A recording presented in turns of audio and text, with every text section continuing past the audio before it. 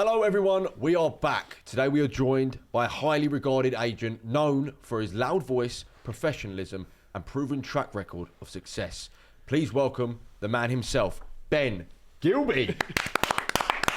I heard you were now outside doing some intense business. Was that planned or? No, it wasn't planned. He jumped on me. Yeah, it was planned by me.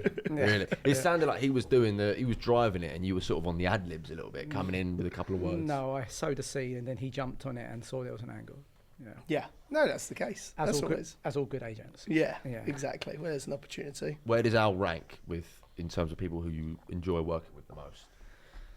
Right up there around number one. Wow. Around number one? Around number one. That's a little bit like, you want to say top three, but you can't. No, I mean, Alex, I'd say, is probably one of the most person I'd kind of pick up the phone to and always kind of have a chat with, and I can actually say whatever I want and kind of not have a fear that you're going to have someone else call you up and say, oh, I've heard such and such, or I've heard such and such, which maybe as an agent does happen every so often. But yeah, no, with Alex, I know whatever I say is not going any further. Do you ever go deep with Al? Me and Al were going pretty deep on the way here. Oh yeah. How deep? That's what I want to Very. Always happens with Al. Different people just bring up different waders on a lot. Yeah. I mean, he's quite a deep guy. No, that's it. I have another business as a counsellor, so there you go. Yeah. He could truly be a therapist, don't you? No, exactly. I mean, averagely, we'll kind of speak for about 15 minutes of what I'd say 5 minutes is maybe business. Otherwise, it'll be whether he's hurt himself in the gym or something going on with personal life, me and my personal life moaning about someone, something or anything. But don't you think conversations are so boring generally between surveyors? So I actually go out my way before I talk business to try and talk about something else. Well, that's exactly it. And that's what kind of you get being personal and actually having a relationship with someone. That's what it's about. It's not just about kind of the point of which you kind of, the point which you're kind of going to be really speaking about and why you're speaking. I want to have fun. I want to talk to the people I like. Should we do that today? And just, I know I've got Spurs fan opposite and Spurs fan next to me. Can we just appreciate Arsenal so early. Went to the Bernabeu. Can the scarf come Done off? an absolute job on him. Yeah. Scarf 5-1. stays on. Scarf stays on. Yeah. The whole pod. As we sit here in Tottenham, I hope you have grief on the way home. Put it that way. Yeah. 5-1. Yeah. Have you heard Al's recent injury? Has he explained that one to you? Yeah, it sounds like one he's happy wasn't on camera. I'd have earned a few pounds on that. I'd have put it on. Do you want to explain to the viewers what your latest injury? I done an hour on the bike this morning, then went on the running machine, and as I was about to come off, I looked at my phone, got it all wrong, and went flying and landed on the bike and bust my rib. So there you go. Cracked or no? Don't know. It hurts a lot though. Yeah. Ben, pleasure to have you here today. Thank you. The reason we do this is we want to talk about property, but we also want to talk about life. Talk me through, we always ask this, or I always ask this, your first impressions of Alex, your first meeting. Where did that all start? Oh, there's only a limit to what I can share. But the first time I met Alex I was actually with old colleague of mine, Morgan Allen, and we went to a white collar boxing event. And she kind of en route to, I can't even remember whereabouts it was. York or East London. Okay, yeah, and that's where we got on the train from work. And she was like, "We're going to meet Alex. You haven't met Alex. Alex is a personality, a character." I think was how she explained you. We got to the pub, and I think she had a call that she had to take. So I think we had 15 minutes together. Well, I found out everything about Alex's life and what he's about in, I think, say 2-3 minutes. I think I was on Tinder at that moment. I think that is 100% the case. Yeah. And how pissed was he after the first pint? That's what I want to know. He was sharing. Yeah. He He doesn't need to be pissed for that, let's be honest. But yeah.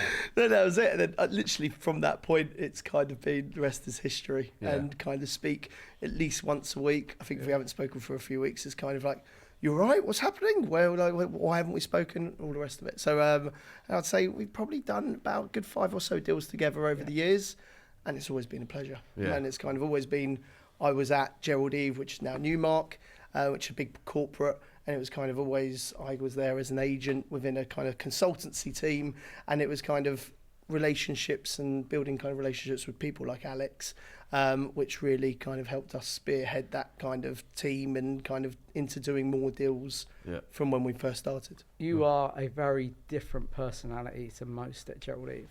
Now you, Mark, why are you different? I guess probably because I'm just an out-and-out agent, which is always hard to kind of really define. But that's ultimately just, rather than coming from strictly the professional side of it while still carrying on in a professional manner, being able to kind of facilitate a deal, whether that's with a kind of acting on behalf of a client, where you have the client's interest at heart, whichever side you're acting on behalf, but actually just kind of actually having those conversations to unlock a kind of opportunity in everyone's favour. There's a lot of, and I think kind of Joe, all of you will really agree that there is a lot of kind of agents, professionals in the game as such, who make it harder to kind of do anything or actually to get a deal done as such. And that being the case is actually, I'd always say, is against the client's interests. So it's just about being a little bit more personable. As I say, we're just about read and write, but I can certainly talk. Yeah. You are a pleasure to deal with. I think we'd all mirror that sort of thought process. Yeah, Morgan was very, very protective of you to start with, very protective. And I can remember her giving the impression you're so sweet, but you're this little boy in the office kind of thing. No disrespect, but your gravitas has grown hugely. You really do know your shit now. And you're one of the only people that Al doesn't put on mute when you're on the phone in the office. Fuck it. Yeah. So because you're from such a competitive background where Northwest London Jew, everyone wants their kid to get into property, and they all get into property, but a lot of them sort of fall off. What makes you stand out from all of the other little Jew boys? By the way, I can't say that because I'm Jewish. What makes me stand out? I don't know. Everyone's an individual, so it kind of just depends on who you are and where your personality is. I mean, how I fell into it, came out of university doing an RICS accredited degree. I couldn't get a job for love nor money, and I ended up going work at a company called GIA. They're still going. They're one of the most respected right of light and party wall surveyors. I was there as a party wall surveyor for about a year and a half. Yeah. I then went can I just say, fuck a duck. Yes. Bit of a switch up. It was a great experience. Actually? Yeah, it was great experience. That's where Party Wall and Right of Light, they are interested from a development point of view. It's a really kind of poignant aspect of kind of development, and I kind of have a clue about what I'm talking about when talking about it. But it's so about Party Walls. So give me a call. I probably wouldn't pass you on to someone I know. That's a shared wall, isn't it? Yeah. What is it? One way. It's the technical term. Yeah. It is, isn't it? I think we're gonna have to cut this out. It's going to devalue the firm. It's a shared. It's a shared wall. Yes, it is a shared wall. Exactly. Yeah. It's a shared wall, but it could also be if you develop within 3 or 6 metres of the property next to you. That is effectively you're impinging on It's part not. of the wall. It's a shared wall in it. That's what I heard. Yeah. Not so sure about that. As I say, but so I went there, and that obviously went well away from what I wanted to be. Just wanted to be a commercial agent. Did you want to be a commercial agent? Did you just want a job and then you fell into it and you saw your talents were there? I mean, I was at sixth form at JFS, and I went and did my work experience at Michael Pedder and Company and did rent review surveying. Yeah. And that was where my dad owned shops. He had a rent review surveyor who we've known for years, Mike Sheridan, and kind of that was just, he went into rent reviews, and I saw a little bit of when I was in there, and then kind of almost was like, okay, that's where I'm going to go. And then that's where I went to uni, did the kind of RICS course. The idea was always the drive was always to get chartered as such. And then, so from there, I then took a massive wage cut to kind of go and work for a little niche firm in Farringdon. That didn't work out that well. I then went into out-of-town retail where I was just doing rent review and lease renewal work. And then from there, I then joined Aitchison Rafferty. Aitchison Rafferty I was at for 4 years, which has gone full circle because actually one of my co-owners at MPC was who I was working for, his dad, John Hurl, at Aitchison Rafferty. I qualified there, I was there for 4 years, and then I went on to Gerald Eve from that, where I was there for just under 9 years. Wow, so you were proper experienced before you went to Gerald Eve? Yeah, I didn't turn up at Gerald Eve till I was 26. Okay. Yeah. You got the gift of the gab, don't you? I wouldn't say that. Would you say you were born with that? Well, it's not something you really learn. Most people tell me to shut up. But it's kind of, as I say, that's where like the kind of my mouth and talking is pretty much my main tool. But it's not fake. That's the thing. You're just a joy to speak to. It's fun. It's come from a good place. So you're a natural agent. Well, I'm not a very good liar, which is kind of doesn't necessarily always help you, but it's kind of, I've always kind of, I learned that very early on, which I'm just not really a liar, so I'll kind of talk. If someone doesn't like what I've got to say or questions it, I'll always be kind of willing to have that conversation and it's kind of see where it takes you, really. That's But just... here, I mean, as an agent, and I preach this to the boys, never lie. It doesn't matter what it is, never lie. It's going to come back and bite you. That's exactly it, even It's if it tough doesn't. not to lie, though. It is.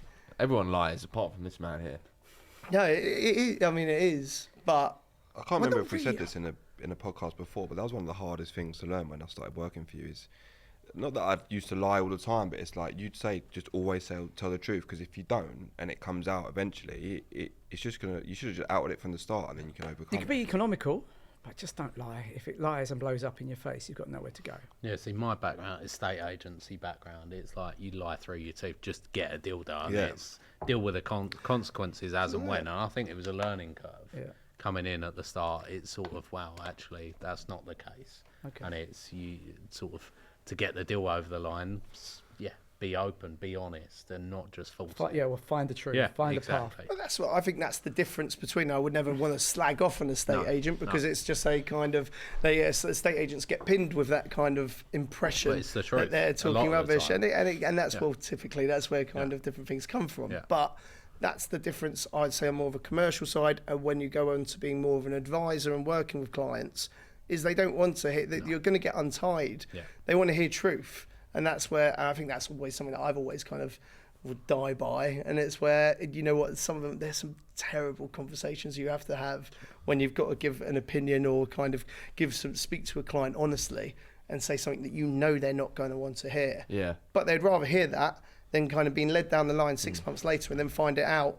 And they've been drawn along that amount of time. It's kind of, you would rather always hear that and be told that advice up front. That's what, my opinion, that's what you're being paid for. Not being paid to be a estate agent, you're being paid to be, I throw it under as an agent, but you're an advisor, and that's where, still when people ask me, I still say I'm a surveyor. Yeah. There's like a grey area, though, I think. I think there's a difference between not telling the full truth and lying. Do you know what I mean? Economical. Yeah. Is that what they call it? Economical lying?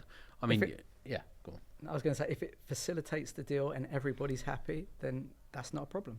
Mm-hmm. You used the word facilitate. It's my favourite word. Yeah, it should have been called facilitating with Alex Martin. Yeah, absolutely. So talk me through Gerald Eve, because I hear the name all the time. I know it's now Newmark. I don't really know much about them. I'm not in the property game. I'm just the host. But Gerald Eve seems to be a very prestigious firm. Yeah, they are. And do you want to talk me through the interviewing stage and how you got there and Yeah, how I you mean, got in? it was through a recruiter, and ultimately, I mean, Richard Moyer, who was kind of my boss and he kind of took me through the whole way up until recently when I've kind of left Gerald Eve. He was fantastic, and he's probably one of the most knowledgeable people in. I work in alternatives similar to the guys, where it's all kind of education, healthcare, religious and charity property, medical, all of that kind of, which isn't retail, office, industrial. And Richard's probably one of the most knowledgeable people in those sectors. And I mean, he took me under his wing, and the rest is kind of history almost as such. But Gerald Eve was a fantastic place to work, and it still is, and it's obviously now Newmark. So Gerald Eve were bought up by Newmark just over 2 years ago. So obviously it's a little bit of a changing kind of beast at the moment, because it was one of the oldest UK kind of partnerships going, which was what Gerald Eve was, and it's now been bought by Newmark, so it's kind of changing in that way. But I mean, they are a group of professionals who, or certainly I sat on that niche side of things, where it was really knowledge and kind of working with clients and really helping them through, which aren't really your kind of core property assets, and giving real kind of advice. And I mean, as I say, I'm an agent, but which is where I came in and worked with a lot of, I'd say, very smart professionals who kind of understand and do a lot of valuation consultancy work. And I was there as an agent, a little bit more kind of market facing, to kind of add that element to it, which there is obviously a value to. And how did you find that, working in more of a, we call it professional, but surveyors by trade, as an agent ingrained within that? What sort of difficulties are you coming up with internally, trying to get deals over the line with that sort of thing? It was difficulties in terms of where, as an agent, sometimes you just want to chase the deal and get the deal done. Where sometimes you'd have someone maybe over your shoulder, thinking about, oh, well, how about an overage clause? What about a clawback clause? But those kind of things were actually only really beneficial to helping it really actually understand, and different things where you can advise clients and help clients to make sure they're getting the best deal. Yeah. On the other side of things, and maybe over as I've become a bit more experienced, as I say, I was there for 9 years after being 4 years at H&M Rafferty, it's kind of then you kind of have your own ideas, and we're actually implementing some different clauses or different things that actually hurts the deal, and maybe it makes it a bit harder to get it through. So there was different, I'd say that there were just obstacles where, you're dealing with someone coming from a bit more of a professional view. Yeah. But that has positives, as many positives as it does negatives. Yeah. So it didn't really hinder it, and it kind of only kind of boosted my kind of knowledge and all the rest of it. But that's just part of it, and that was part of the game that I really signed up for. Yeah, and Is it that's it. similar at MPC, or is it all agents? So no, MPC is, so I joined up Rob Held, George Todrick. So they started it, MPC actually was set up by the old chairman of H&M Rafferty, which was John Hurl, who is kind of teetering on the edge of retirement, but probably been saying that for quite a while. And so Rob and George took over MPC, was about 18 months ago, 19 months ago. And they are a mix of everything. So they do a lot of consultancy, they do a lot of rent review, lease advisory kind of work, a lot of valuation work, and then at the same time doing quite a lot of agency, more so on the investment agency side of things.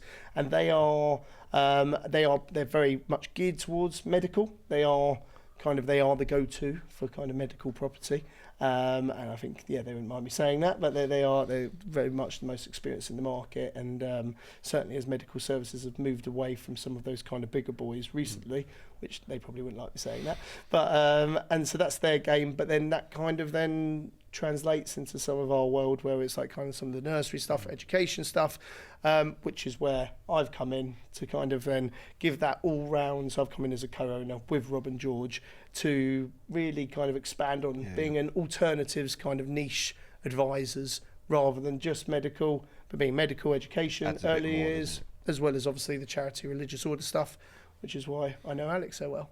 If Ben had a medical issue, that sounded terrible, didn't it? There are a few. A medical requirement or a property that is aimed towards a medical user, would you get involved? Would that be a joint agent? Should it be taking that to you? Because I'm taking that to you because of you. Would you be handling it, or would you be taking it to your partners? I think I'll handle it, because that was where I came through at H&M Rafferty. I was in medical kind of healthcare, healthcare and specifically medical. So I'll be involved, but really, as I say, Rob and George are the gurus of medical property, as I'd say. And as much as I give advice, Rob and George, you're not going to get any better advice anywhere in the market.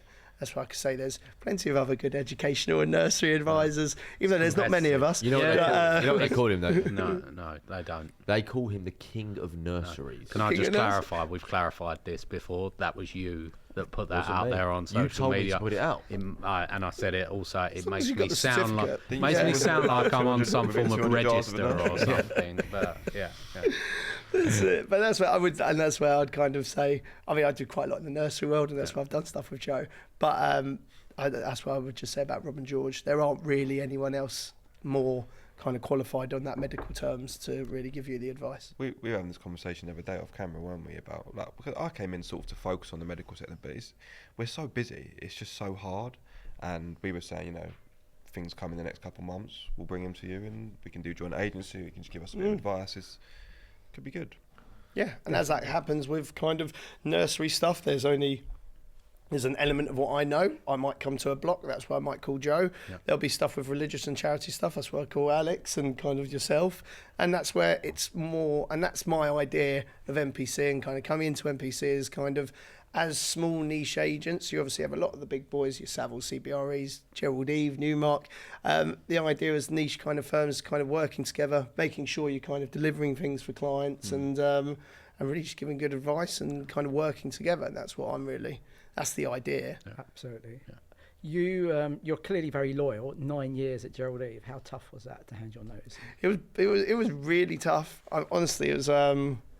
I've done some tough stuff, but it was. I really, really struggled, and I think what sums it up. And I told a few of my mates this. Well, it actually came out because my sister, I just moved into a house, and my sister came over to see the house at the same time as two of my mates, and my sister said, "Oh, I heard you cried at your leaving party," and my mates just there, like obviously their eyes just lit up, and it was we in all fairness we'd had a few, but we were at my leaving party, and they got me like kind of whole Aspinall personalised leaving gift with a lovely card and everything, and it all just came out, and cried like a So you'll little be getting baby. some stick about that for years. Oh, to I'm come, still, no yeah, doubt. and I of course. still am getting that stick. I did the same. and it's, Don't worry about it. I Matt shed a few Heat tears. actually You didn't did. have a leaving party. No. Hold on. 9 years at Gerald Eve, 4 years at the... How old are you? Oh, how old do I look? You look 30. You have to be older than Joe. 'cause But you've been this way, working for about- he witnessed Spurs win the league last. Put it that way. You were like, If Yeah, I- I'm not that No. old. I'm not 35. 35. Yeah, coming on Joe. 36. You've got that sort of young. You've got that Yeah, like you do. teenager in you. Do you know what I mean? Yeah, I do know what you mean. You I thought you remind me were a little bit younger. of Ben Shapiro. You talk Oh, very- really? Yeah. Oh, yeah, but I haven't got the... You haven't got the couple haven't on, got but the you couple remind. on. It's a Yeah, compliment. yeah. It's a I compliment. don't know. Is it a compliment? I actually quite like it Backhanded. personally. Backhanded, I think. Is it? Somewhere, yeah. No, I don't know what it is. You've got that sort of like you're fresh. You've got that freshness about you. Yeah, well, we'll see. I'm getting Yeah. married in June, Oh, and really? then see what Don't do follows it. that, and we'll see if Don't do that it. kind of changes You've things. got to but stop doing Joe, that. stop doing that because she'll see it. You Say have no, to sorry. stop slagging off your missus.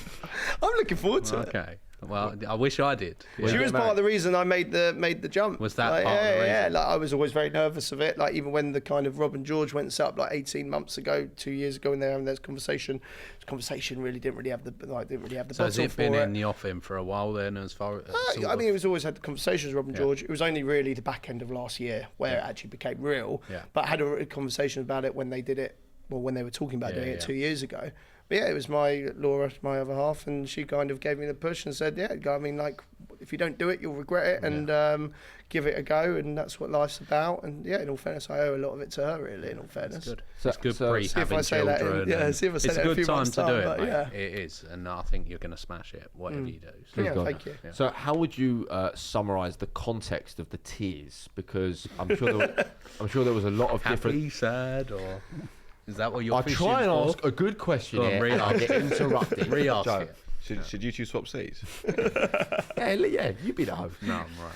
The context of the tears, because I'm sure there's a lot of emotions running through you. 1, nerves. 2, I'm really going to miss this place. What was it that sort of brought that out to you? Because I can relate. Yeah, it's a strange one. I mean, firstly, I always enjoyed working there. A lot of it is, and I think Alex probably, that's kind of what he was getting at before. I'm very much a people person, and I work with those people for however long. I regard them as close friends. And it was almost like a bit of like guilt / like you kind of felt Yeah. like, oh, I'm leaving, I shouldn't be leaving them. Blah, blah, blah. And it was kind of, and then I'm not going to, because you get that with your colleagues. I mean, you three sit together every day, and it's kind of, you get that with your colleagues where you see them more than your other half, you see them more than your mates, and it's kind of, I don't know, there was it was an attachment, and Family. it felt like there was something there that sunk in, and I felt like, oh shit, it's all, yeah, that's where it's kind You of leaving. in the office Yeah, every day there? Every 5 yeah, I days was a a week? 5-day-a-week guy. It's almost like you're filing for a divorce. Yeah, a little bit. It did feel like, it felt like breaking up with a girlfriend. Yeah. So you felt you were letting him down. Yeah, a little bit. I relate. Which was as I say, it's a strange thing to say because a lot of people would kind of look at work as work's work, but I guess I'm a little bit more of a, I don't know, a little bit of a softie, and kind of that's I take a lot of those relationships. They mean a lot to me, which where it can be, yeah, that's. Nice. And was there a moment / epiphany where you realised it's time for a change? It's time for me to take that next step. Yeah, and like you watch all these kind of different things online and different inspirational speakers and everything. It's kind of, there's no good being too comfortable. And I think the last year, 18 months, I think I just got to a comfortable stage. And it was kind of, well, I always, just the kind of person I am as well. It was always, I kind of wanted to go do it myself. I don't think I'd have ever had the kind of balls to go and do it by myself. But that's where the opportunity came up with Rob and George. And it was like, well, it's kind of, we can go be a co-owner or something, grow something. And that was always a goal of what the end goal was. It wasn't to kind of sit there at a big corporate for 30 years and kind of see where you get to. It was always kind of, that would always be the kind of way I would want it to go. Yeah. Did they come to you or did you go to them? How did that come about? Well, Rob, I worked with Rob, and like he's like been a close friend of mine for years and years. So they'd always been a constant chatter, but it was kind of left with, well, when you're ready, give us a shout. And that was where it was ready, and that's where the shout came. Okay. If that makes sense. Yeah, totally. And I know it's only been short term and you haven't officially launched. No regrets so far? No, certainly not. I don't and that's think you where, have. yeah, that's where it'd be a bit of a bombshell otherwise. We just But had a chow there. He's going to earn 25 grand, I reckon. Yeah, well, yeah. Touch wood. Yeah. But that's it. But no, it's so yeah, it's kind of a slow start. I'm quite used to being very busy and working at a fast pace. So we've started. We're going to be launching probably 29th, 30th of April, where we're having a little bit of a rebrand, where we're rebranding from Medical Premises Consultants to just MPC, where it's kind of all that is what Medical Premises Consultant stands for. Oh, very clever. Yes, but so it's just going to be MPC, and that's kind of a nod to the fact that we are medical specialists. But however, moving into that kind of more the alternative world, which is more what I do, where that's healthcare as in care homes, education, day nurseries, charities, religious orders, and all the rest of it. Firstly, Mazel Tov, MPC. Huge. Thank you very much. Would you like to give a sort of introduction to the viewers as to what MPC can and will offer? Well, so MPC are a group of 3 individuals who have come together with a background in medical, education, religious and charity kind of sectors, which is an alternative sector, the alternative sectors as such, which we kind of have that experience working from Avison Young, Savills and Gerald Eve, now Newmark, where it's that kind of professional advice which we've been giving to clients over the years in niche areas where we are going to now be a small company at MPC delivering that advice to clients and operators within the field to ensure they're given the best service within those kind of niche markets where that knowledge within the markets isn't necessarily held. Clap for MPC. Before we post that, we'll send you the invoice. So Okay, cool, yeah. that ain't free. Okay, yeah. What was the last one we gave? 1,500. Joe's in a bad mood because Arsenal won last night. Don't Yeah, ask. shut. Why?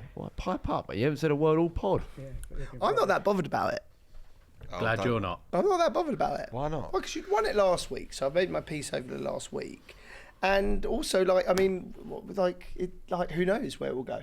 Spurs got all the way to a Champions League final, Yeah, and and the we so whole world made it shit easy. themselves that we were going to win something, and we still did, and we didn't. So it's like it's nothing to really worry about until something happens. I'm not that bothered about the football. I mean, you'll know the fact. I've got stress going on a deal at the moment with a swift deadline, shall we say, and more issues keep arising. I mean, how do you deal with that sort of thing, being an agent? Well, what issues are they?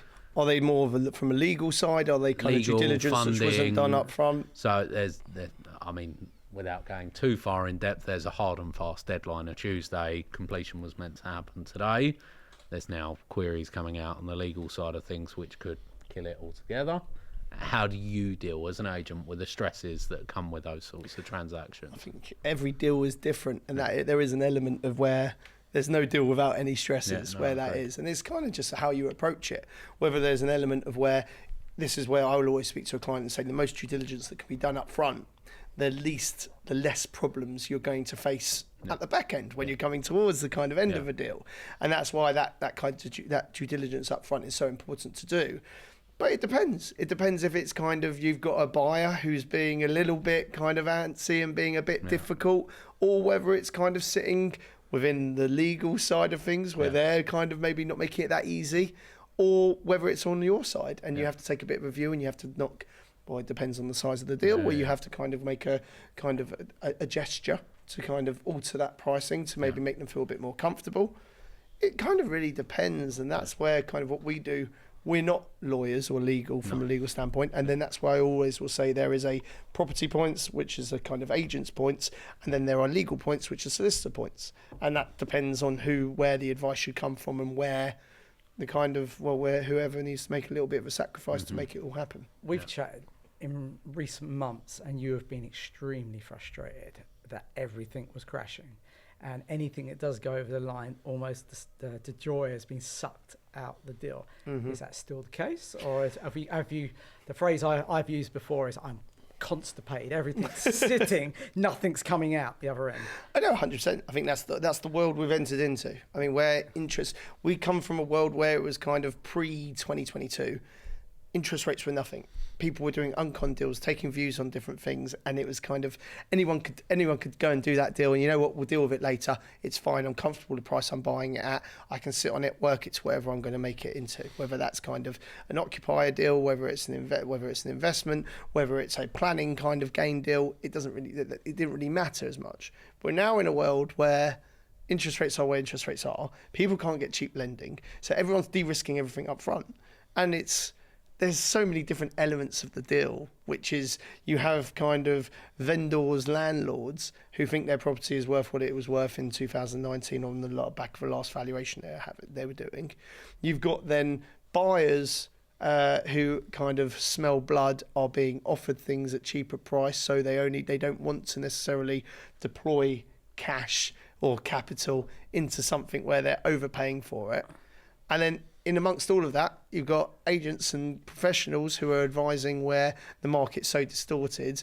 And then you've also got your solicitors who's another beast, which is also then advising and kind of covering their backs. So I just feel like within deals, there's so many different angles where everyone's butting heads, where it's so difficult to kind of get everything over the line and find a happy medium for everyone, which is why everything, even when you think you've got an easy deal and this one's going to be easy, can't believe it's wrapped up, and then something kind of rears its head. Yeah.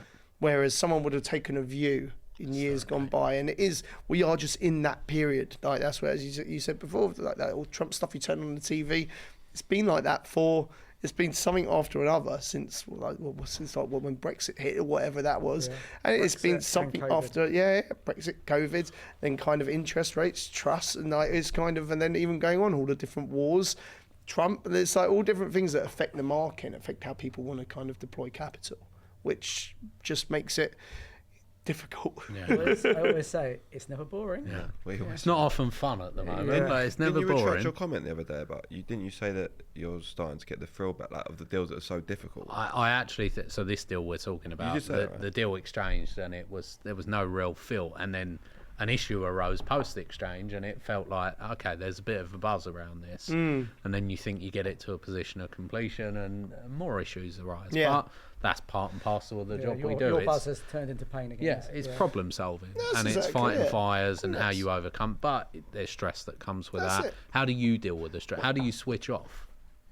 Ooh, I don't really. But that is an element of also why I enjoy what we do, because it is problem solving, and that's the opposite side to that is being an estate agent, where it is just okay, it sells, it doesn't sell, or it works, it doesn't work, and that's it. But it's actually working through it and actually having a little bit more of a puzzle to solve rather than necessarily just being black and white. And we'll get there. We definitely will. But I'll have a moan along together. the way. They're fun, but like sometimes we'll chat in the morning and. Honestly, we'll have 8 to 10 deals. Like, oh my God, what are we going to do about that one? That one's a mess. How are we going to And so some of them are a lot harder to put back together than others. 100%. And that's where I think sometimes it's also, that's where I always come back to that advisory point. And it's kind of, and you're acting on behalf of a client. And that's where, as you said, we use the word over and over again. We're facilitating it for a client. And there's an element of where it might hurt you because as an agent, you know what, you only get paid when we do the deal. So you know what, you got to turn around to the client and say, you know what, this lot of time wasters. Yeah, we need to pull back. We need to kind of review, whether that's reviewing pricing, whether that's reviewing going back and doing due diligence, having a look at the planning, having a look at what the kind of in-house looks like before actually going and just jumping on something, if that makes sense. Yeah, but it can be, there is obviously there's a difficult side as an agent, because you can give advice, but you only get paid when the deal gets done. Yeah. How do you advise a client on the guide price? What's the process that you go through? I mean, from our side, and I guess that kind of comes from my kind of, I was about to say upbringing, my kind of founding round from Gerald Eve, where it's kind of, we will look at it, we'll kind of carry out a valuation, we'll look at property, we'll look at the title, tenure, planning, all the different restrictions that might sit there, and then have a look at values, which are kind of technically or typically kind of based on comps, and whether that's an investment kind of view, whether that's a residual for a development. And we will kind of look at a property where, okay, you're going to have continued use or you're going to have your alternative uses, and we will kind of supply those 4 or 5 values and then kind of come to around about a guide price where it should be or where it should sit. But the problem is, and that's what I was kind of alluding to before, when so much of the information is all over the place and there's just so many different differentials between it all, it's very difficult. Those guide prices you might come up with, that doesn't kind of take into account a kind of a political or an economical political kind of something that's happened, which completely impacts it. It's all very well you value it on something which sold, or something next door sold 6 months ago, but that doesn't necessarily mean that anyone's got the money to buy something 6 months later. Yeah. Things just things change, market changes, and that is something within valuation consultancy, that professional side of things, which doesn't necessarily take that into account. We talk about nurseries, and you talk about the differentials and like kind of nursery yields and how that's kind of something would have comfortably been wherever it would have been, where something would have been. It's now 6.5. It's that's exactly it. And what's the reason for that? And someone will ask you the reason for that, and it's kind of, well, that's just where the money is. That's where the kind of where the money feels comfortable, and that's where the deals are lying. Yeah. Whereas, but I've got a comp from 6 months ago, and that's all at 6.25. It's kind of like, well, that might be the case, but there isn't anyone here today to pay that amount. Yeah. So that's where sometimes you can't. It's not necessarily scientific as much as you try and make it kind of scientific. Talking of like valuations and whatnot, the thing that frustrates us is when buyers are buying subject to valuation.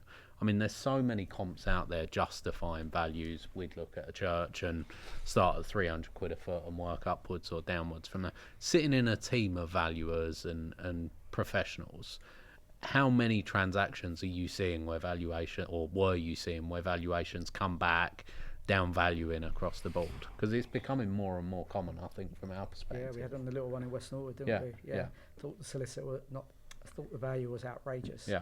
In terms of what he valued it at, and I went back and gave him 10 comps to justify it, and he refused to move on the price. Well, you can't justify it, really. Is that a common occurrence, putting another hat on from a valuer's perspective? In a volatile time that we are now, whatever anyone wants to say, we are in a volatile time, and we probably have been for the last 2-3 years. Yeah. And that's where ultimately you're questioning a valuer. If a valuer is sat down and given a client and told them your property is worth 1.5 million, then you're 2 years later and you can't do better than 1.25. Well, someone's head's got to be on the line. And that's where it's kind of, so that's where it's almost, and I feel like that's where it almost compares a little bit more to a legal side of things. It's almost protecting yourself. And that's where, I mean, we had it on the Harrow recently, like, not long ago. And it's kind of, but you see things come out to the market. I won't say what, but you see a nursery come out to the market and every comp on there is around 6%. But you know nothing's transacted at 6% for 6 months. So that doesn't necessarily, someone can say that, but it doesn't necessarily mean that's where it is, which is... I think the difficulty we find, we're not valuers. We'd never, I mean, we probably know values better than most because we're at the cliff face putting these transactions together. But the thing we find frustrating is there's clearly comps out there to demonstrate it. We know the site had 10 offers, all of a similar level. How has a valuer downvalued it by 10% of what the agreed purchase price is? That's what we find difficult. And I'm sure as an agent, when you're acquiring sites and you come across the same sort of thing, I mean, I'm sure every agent across the board gets pissed off by it. 100%. And that's where I sat with valuers, and I would always have a bit of banter with them. So, never mind your value. Your value is what it sells for. And that's what I say. That's where the agent says whatever that's selling for, that's creating what the value. That's where your values. That's what it depends on. So there's loads of different kind of differentials that kind of. I mean, I think one of the massive things, and certainly this is more in development stuff rather than kind of necessarily our. Well, it does come into our world when you're looking at sites which are held by religious orders or charities. Build costs. Like the differential between like the difference between the market and where actually build costs are in comparison to, say, a BCIS, where like BCIS and what kind of values that throw off, worlds apart. They're 6-9 months behind, but a valuer will rightfully kind of depend on that necessarily than kind of what a building surveyor will say, but they'll look at your kind of thing and be like, well, you're about 100 quid a foot off. Which is crazy. That kind of completely changes values, and that's where you get into this whole. It's difficult. It's difficult to pin the two together, I think, and that's where we clash with valuers from time to time. I think you'd agree with that, wouldn't you? 100%. Yeah. For an idiot like me, can you explain what affects pricing the most?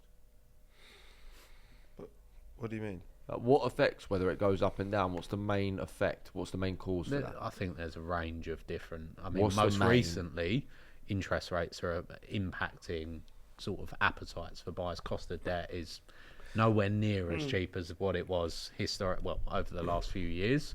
So for someone to get a loan now would cost them significantly more than what it would have done 3 to 4 years ago. There's also, from my side, from the faith groups, there's less money around. So the faith groups can often be considered messes. Yeah. So if I put something out in South London, I'll always get 100 inquiries on that building. But 2 years ago, out that 100, there might have been 5 to 10 who are capable of buying that building.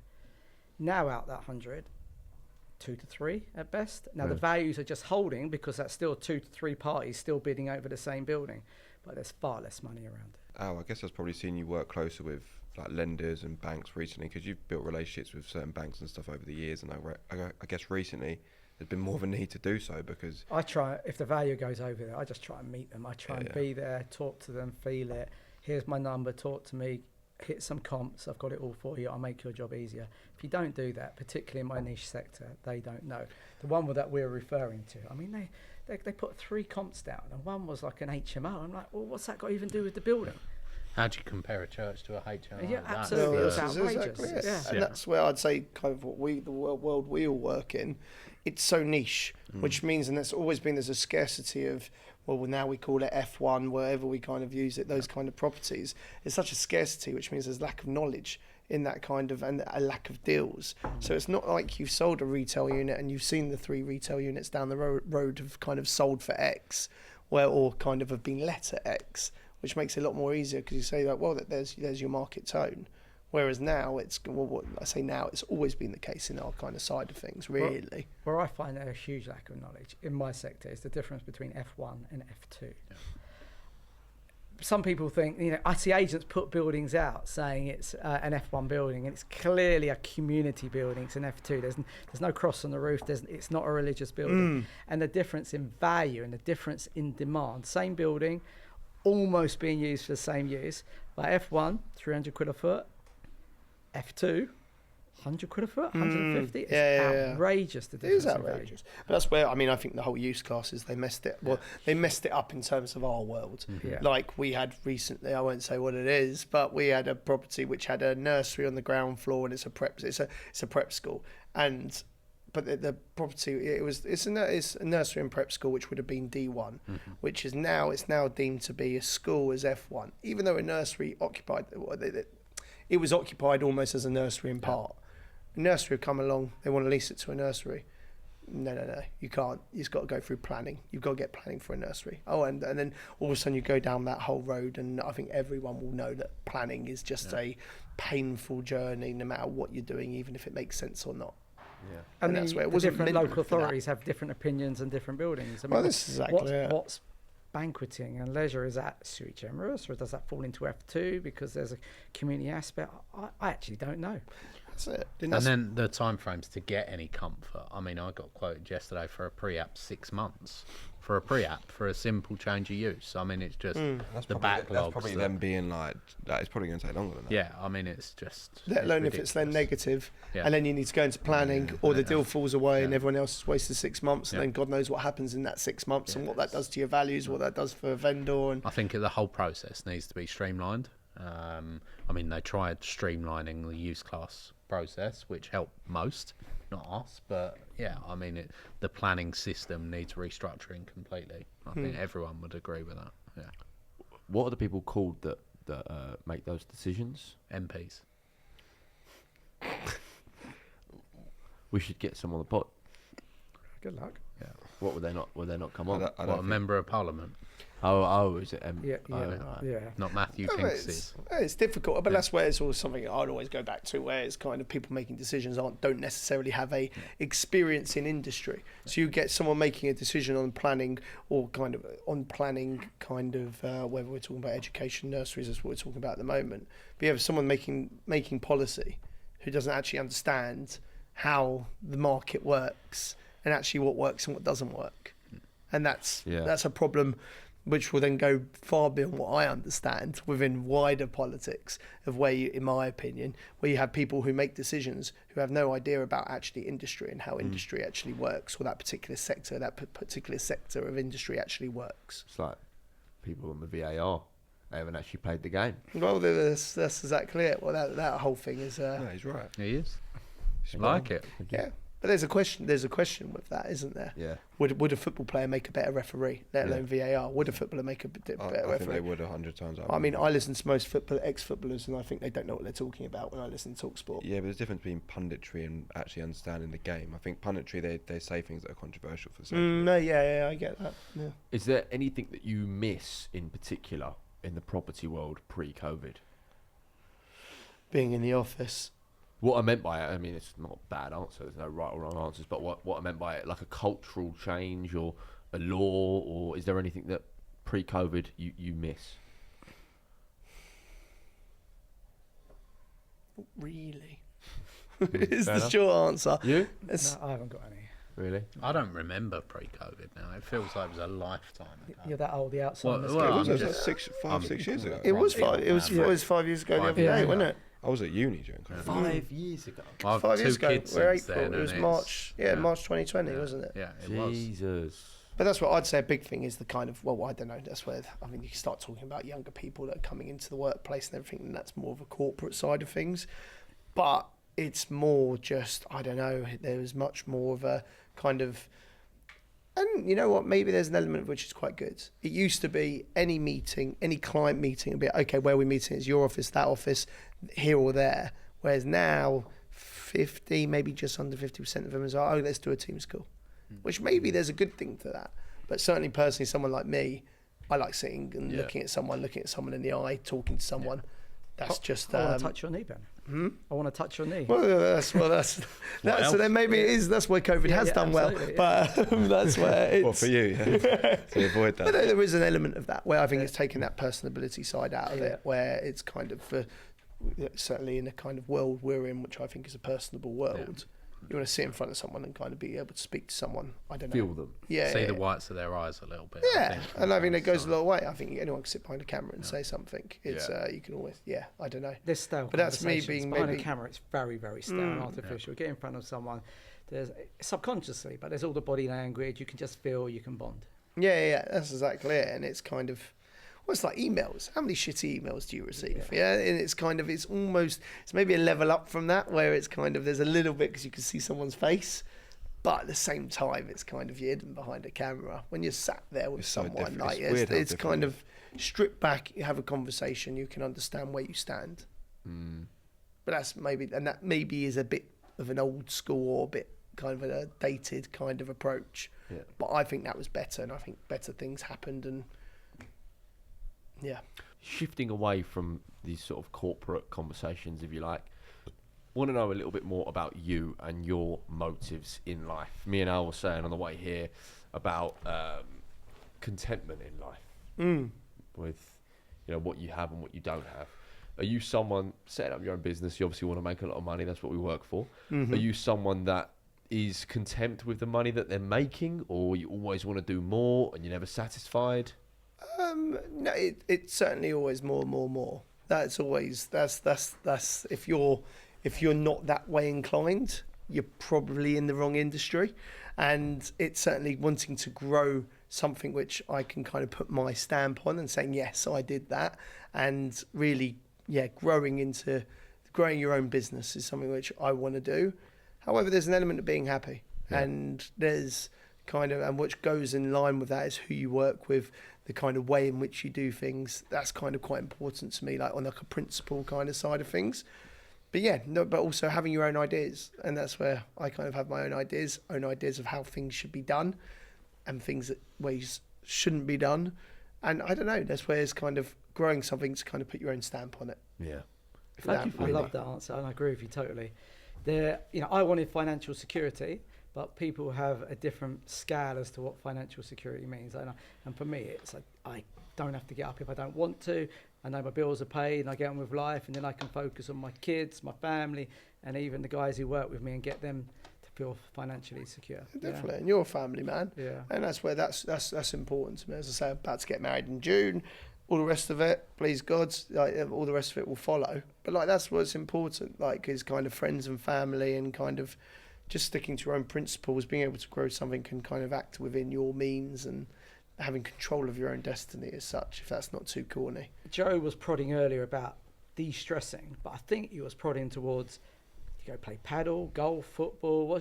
What do you do?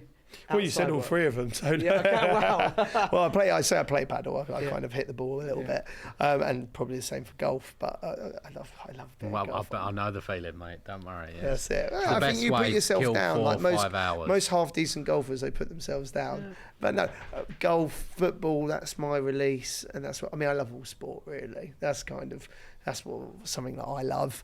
I'm a bit of a geek as well. I'm very into my movies and kind of TV shows Favorite and film all of of all that. time?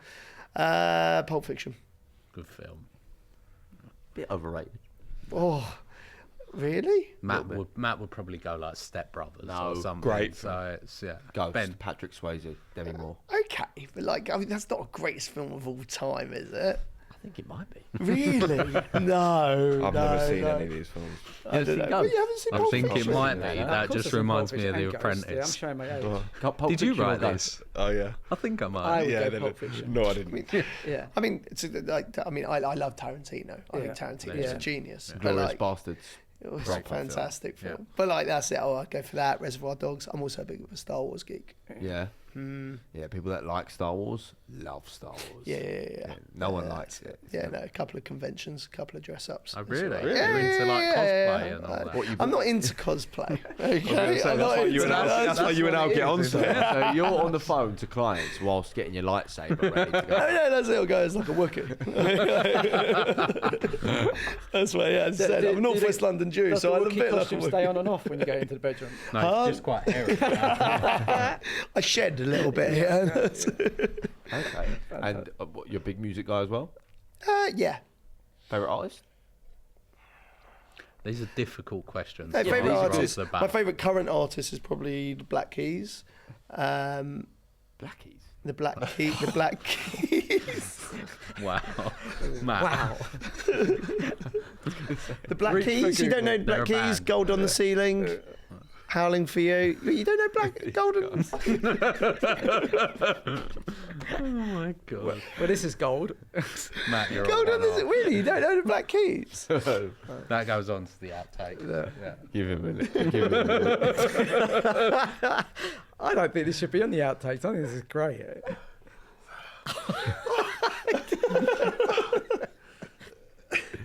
You good? I've got a question. Yeah, How much would it take for you to work for Alex?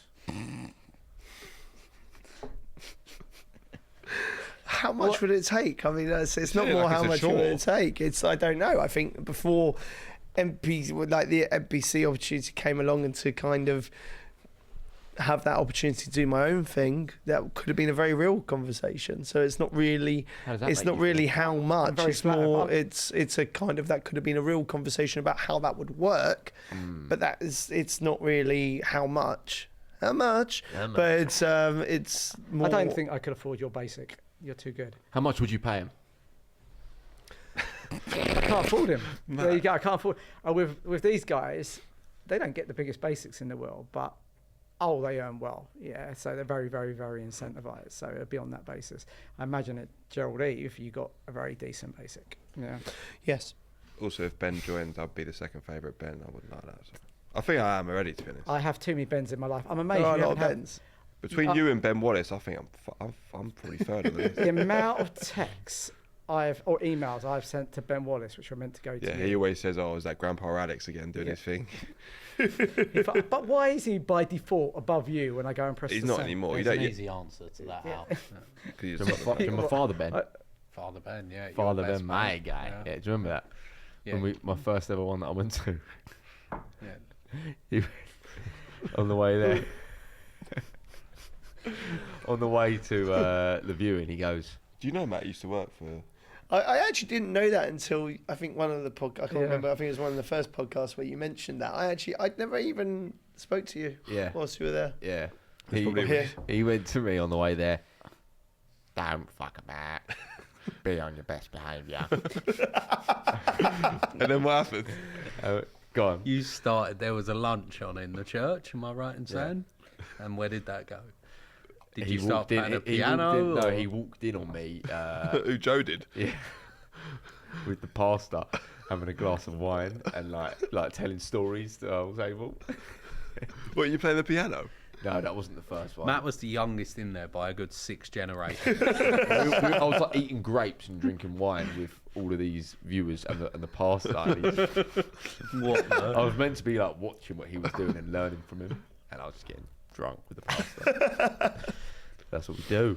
No, I think the highlight of any viewing was probably Bandon, the piano. Yeah. That was the most impressive thing you did at Alex Martin. Thank you. What did you do? Just played all of me, John Legend. We can probably put the video up at this point. Yeah, we've never used it. Yeah. Roll When it. you video, that's fantastic. Just I'm That's off so walking around the funny. building, come in, and yeah, he's having a go on the piano. Well, that was one. We were selling a building in Hammersmith or Ravenscourt Park, and it was one of your viewings, and where I was kind of like, yeah, you don't need to bother, I'll deal with it. And I was upstairs, so I let, I think, 3 guys in, and I went upstairs, finished the viewing, let them out, and then I went down to see kind of Alex and Joe's client downstairs, and I walk in and it's 30 people standing in a hall, and That's just one client, kind by the of way. yeah, and basically singing a hymn and making a prayer as to kind of that building being their building and their future building. That's every week for Standard. me. Yeah. And I no have them problems. starting to speak in tongues and stuff and collapsing on the floor. I'm not going to do an impression, but Yeah. it's like, Collapsing on the I floor. think the scariest. it's like you've it had looks is- like they're having an epileptic fit, but it's God's words coming out of their mouths. Maybe Didn't that's you what happened have to you, voodoo? Declan Rice's Yeah, free. basically that. It's talking tongues. Yeah. Didn't Yeah. you have voodoo put on you by some form of purchaser? Oh, I've had everything. yeah. That wasn't at work. When, Yeah. remember what was the one that we went to when there was a lady and a man shouting at you? Oh, you got the video of that? Yeah, I've Yeah, got I the video. have. Yeah. And didn't one of them spit on you? I got No, that was picked out of up by hours. one of the by the guy, and he threw me out the building. Literally, I mean, I'm not a big guy, so it's not. He posted me through the air like a paper plane. Yeah. I was getting abused by these people. And what were you doing? Because you're quite protective over her. I was filming it in case he got hurt. What I was doing is In case you got I was hurt. pretending I was There on were the a phone. tenant in the building who didn't want it being sold. I had every right to be in the building, and I kind of let myself walk into the position. So, being physically ejected from the building strengthened the case to get the doors locked and then locked out. It's funny, when I first started Alex Martin, those viewings stressed me out so much. You'd be like, all right, rock up. It might be a bit difficult, might be a bit sensitive. And I was like, for God's sake, it's going to be, we're not going to get in. Like 30 people standing outside, we're never getting in. But now it's like the thrill of it. And you get in and it's like, That getting is the everyone around. fun. Yeah, That is the it fun sounds part. ridiculous, but it is fun.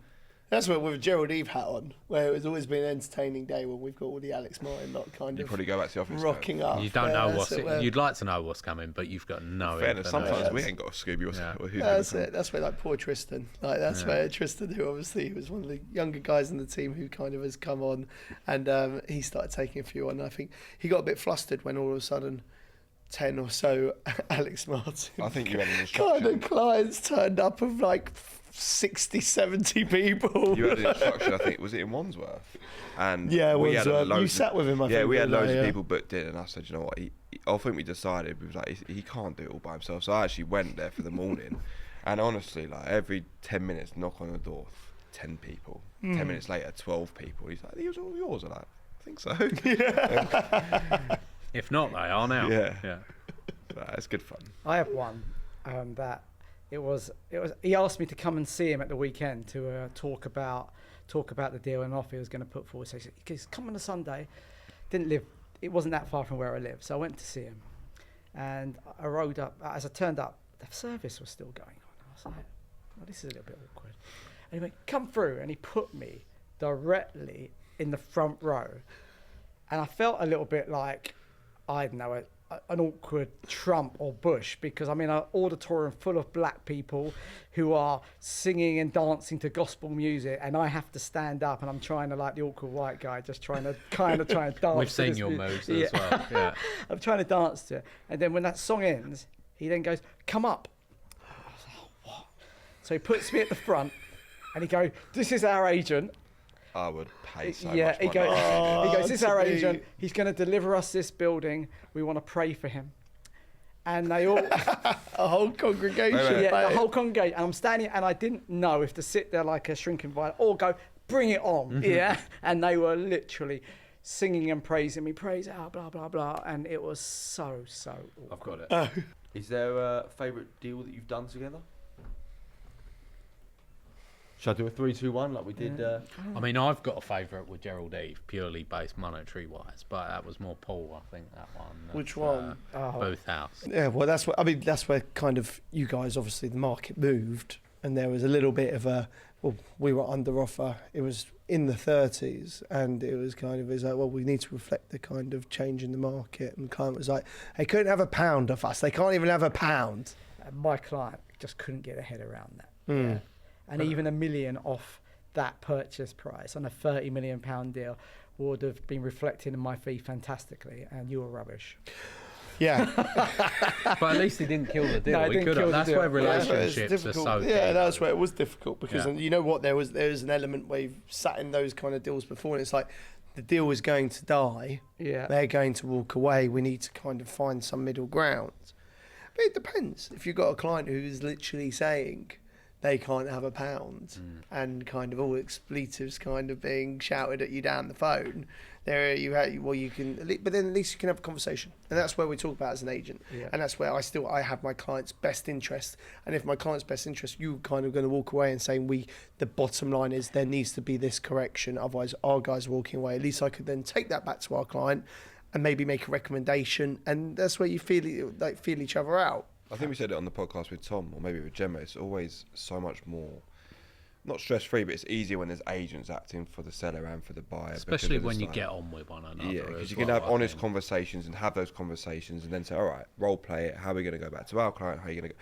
And you can come to a decision together, put both knowledges together, and you can get there. Isn't it mad? I know we often bitch about solicitors, but I'm going to have a little bitch about agents. Isn't it mad when you think you've got a decent relationship with another agent, and then there is a testy moment like this, and suddenly that real relationship that you thought you had, gone, and they won't Sometimes they communicate. And I'm even like, I don't Sometimes get they it. even won't pick up the phone, and you're like, just talk. Oh to yeah, me. 100%. Yeah, you if see you've that got the a whole problem, just time. tell me you got a problem, and it can't happen. But to duck me or just now go full straight back, I don't understand it. But that's exactly it, and that's where it comes back without using the buzzword facilitating too much. That is what agents are there to do. You are sitting there on a vendor or kind of buyer side, on the other side.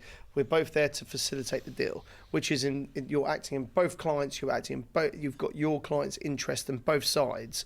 Now, don't get me wrong. There might be one side where one client's coming out better. But that's just the way a deal works. And I think like we're probably in a little bit more of a buyer's market at the moment, whereas we once upon a time, about like 2-3 years ago, we were a bit more in a seller's market, and it's kind of. But that's where tugging, and you sit there as an agent to facilitate. Whereas if they were both speaking direct, it'd be like, all right, we're done, right, and the deal would crumble at the kind of first hurdle. Whereas an agent is there to keep it in bed and actually find like a happy medium for each or whoever they're representing. Two good agents, precisely, because If they're good if they're agents, yeah. engaging, you have someone who wants to buy this building, someone who wants to sell this building. The agents just need to keep those plates spinning and find that common ground, don't they? That's exactly it. And sometimes it falls apart. Yeah. Sometimes it doesn't, and it's kind of just about, as I say, just finding that kind of stage of it. But there is, as you were just saying, with agents, there are some who don't want to play ball, and if you're not going to play ball, I would argue you're not acting in your client's best interest. Correct. Because you are either not selling that building, you've then got to hold it for 6 months. There's other costs with regards to that, or you're then going to the next buyer, which might be 50, 100, whatever kind of value you're at, and it's actually about. That's where an agent does come in, where agents can get a bad rap, but I think actually, as long as you've got a good agent who's got your best interests. It's not always a lose-lose. I'm pretty much out of questions, if I'm honest. Okay. I'm sort of just enjoying the vibe. I mean, there is something I wanted to mention. Our research just suggested that you are one of, if not the loudest person in the UK. And apparently there's a story. There was a grad that was working at Gerald Eve, and they were in the kitchen, and your desk was quite far from the kitchen. Yeah. And they heard you sigh. From a distance. How far actually is the kitchen from your desk? I mean, that's where Gerald. I was there for 9 years. I was very comfortable, and I'm a loud person at the best of times, or the worst of times, whichever it is. And you could always hear me coming. And Sorry. Can't reel. Oh, because yeah. I cry and scream. Oh no, sorry. Al has got the dirtiest mind on the Honestly, planet. you say something just along the lines of sexual, Al will always make the remark. Al loves her. You touched me. In what sense? Yeah. Sorry, yeah. It's yeah. You can always hear you coming. You can always hear me coming. That bit's going out. Nah. Staying in. Yeah. Got it. A lot of I mean, people. yeah. But get in, yeah. A lot of people in the office, you know when you come into the office that I'm there, and like there would be a week or so if I'm on holiday, everyone will say, "Oh, where have you been?" Because without even knowing or seeing me, you know I've not been in the office. So there'd be I would walk around the office, and that's probably COVID didn't help. I get used to just being on my headphones or like the AirPods, and walking around the office chatting to whoever, not realising how loud I am, and then a few people would be like, "Oh, God, put it down." I'd be like, "Fuck off." And it's kind of that's where I just felt very comfortable. And So you don't sit down when you're on calls, you walk around. I walk around, Yeah, and that's where like now I'm at home a little bit more, maybe like a day or two a week, which hopefully will change. But yeah, I'm at home a little bit more. So my other half is making sure she's in the office a little bit more as well, because she can't take it when I'm pacing around the house and I just. was going to ask you about that. I mean, obviously at Gerald Eve, there was quite a lot of employees, and now there's 3 of you. I know it's early days, but it must be quite a big change. It is a big change. Like, just like culturally, like to walk around and see loads of people, and now just 3. Yeah, no, it is a big change. It is a big change, and it's kind of obviously the 3 of us are very close, and we're in town a good 3, maybe 4 days a week, but really 3 days a week. So there's a couple of days from home, or if I'm out seeing different stuff. But Where's yeah, your office? Sorry, I didn't know. so we're in service offices, with one being in Great Portland Street, and one in Westminster. Okay. So we mix between the two. Why don't you stick to one? That might change. Great Portland Street's probably better located. Westminster have got bigger rooms where we can sit in a room and work together, and we can kind of work together and be a little bit more collaborative. So it's kind of, and it's it just that's where probably Westminster's a bit more. If we're coming in having an office day to go and work together, Great Portland Street is probably a bit better when we're kind of going out meeting people and coming back and having a base. So it kind of works. I mean, as it progresses, we'll maybe get more of a kind of permanent standing, but at the moment that's kind of how we're playing it. And well, really where we are in the kind of in terms of the company, we're getting out meeting people, we're going meeting people a lot of the time, going out seeing a lot, helping clients and doing a lot of things. So I mean, even like this week, I think I was at home one day, and then I was out. I think I've been in London one day, and then the rest of the week I've been out seeing different things, or going meeting different clients, different people. Any baby Gilbeys running around? Not yet, all that I know of, but it's not like yet. Alex. Yeah, that's what I always said. Are you getting married? We're getting married at the Grove. Oh, lovely. Nice. Round Yeah. the golf. Yeah. You know what? How much do you think a discounted round at the golf costs you? 210, 215, All right, well that kind of kills it. But yeah, 205. 205. He's done his Yeah, research. yeah. You know, Well, it's- I'm going to a that's- wedding at the yeah, golf that's soon, and right. I've got the tea groom's time. the groom's package is 205 I was a there. person, and you can have it up to 8 people. Okay. But no, we're not playing the Grove. Centurion instead. Giving it a then, miss. yeah. No, that's where we. I'm not Honeymoon looking plan? off. So yeah, we're going. So we're getting married 15th of June, and then we're going a couple of days later. We're going Tuscany for 12 days. Oh, 10, nice 12 restaurant. days. Not the one in Loughton, you idiot. I was joking. Not funny. That was good. But yeah, no. So we're going Tuscany, and yeah, that's it's. I've got my stag is in 4 weeks' time. Where are you going? off to? Vegas? So I don't know where I'm going. you don't know. I've got a England? feeling of where I'm going. I know none of you will know, but I've got a feeling it's in Budapest. Okay. Great city for a stag. Hmm. Yeah. you have a stag? Don't get kicked out No. the spa. I just nearly The got killed spa. with The it. open Oh, the bars. spas, we yeah, got yeah. kicked out. I mean, yeah, you can Yeah. imagine. But yeah, I'm looking forward to it. It's well, I say I'm looking forward to it. I'm quite nervous about it. You'll be 'Cause, fine. I just yeah. want. I know I haven't got a girlfriend, but I want you two to be fit enough to be able to come on my stag. We'll be there, don't worry. You're going to be about 70. What do you mean fit? What do you mean fit? He's nearly 70. No, Well, he's he's not. not. Can I come? Of course you can. But you're younger than me, so you'll be fit. You're not. No, he's 50. Yeah, I was gonna He'll say, be, you he'll be don't touching, even he'll be need touching 90 by the 60. time Ben finds a wife. And there'll be more chance Al will be here than I will. So Shut up. You'll both be there. You will be there. Ben, maybe. What about Joe's praise? I don't need praise. Joe does need a bit of praise. I think Joe does Yeah. need a bit of praise because, I think he gets a hard time probably from Alex and Ben. And it's Not from Al. Joe, Definitely. All I get is love. By the from way, Al. that's a fantastic little mini segment. Morgan will love you. You've Joe, just ticked the box. I don't give you a hard time ever. But no, I think Joe's kind of. I met Joe. When I met Alex obviously first and before Joe even started, and Joe came as like an estate agent from Savills, and kind of Joe's like kind of grabbed bull by the horns, and has kind of really made a massive name for himself in the industry, and is really kind of. Well, I hate the phrase "smashed it," but he has really Why? smashed it a bit. I Why? 'Cause appreciate I just that. feel like it's a bit of a catchphrase, and it's kind of he's done really well. I Yeah. think is that, but that's maybe me being a bit of an old bastard. But I just think he's really taken hold of a sector and really made a name for himself. And started at MPC, and I'm obviously having a lot of catch-up conversations with people, and I obviously know Ben Wallace very well, I know Alex and Joe very well, and names come up the whole time, and everyone only speaks well of Joe. Thank you. I love that. And You're Ben, not speaking to the right people then. I won't say about the ones that have said other things. your thoughts on Ben, please? Scum. There's two Bens. Ben Gilbey's Oh, thoughts on wait, Ben. you're really Armstrong. asking about yourself, yeah? Oh, No, I thought my he was thoughts on thinking my Ben. thoughts on Ben. Oh no, my thoughts on Ben. That's what I mean. Ben obviously is a bit. He's also come to the party even a bit later, and Ben started recently, but like Ben was involved in quite a few of the deals we were doing. Gerald Eve at the end, and Ben's like got real tenacity and kind of is going to make a really good name for himself in the market. And already, as I say, even at different events and different people I've spoken to, everyone only speaks highly of him, and all you can keep doing is grafting. And as I say, he's only already got a good reputation that will only grow the more years that he does it. Oh, nice. Let's continue blowing smoke up each other's bums. What are your initial thoughts when you get a phone call? Who's calling me? Oh, it's Ben Gilbey. Joy. Oh, You can tell on his face. Look how much it's Honestly, it's always going to be a warm conversation. I'm always going to be smiling, and it's a real conversation, and we'll sort it out, whatever it's about. I always try and give Alex an intro, whether it's hello sir, Big Al, Yeah. or my man, like whatever it is. I always try. All right, and sugar kind of- tits. Or, Yeah, the rest can't be shared. Yeah, well, But, that's between Yeah. me and him. My wife watches these.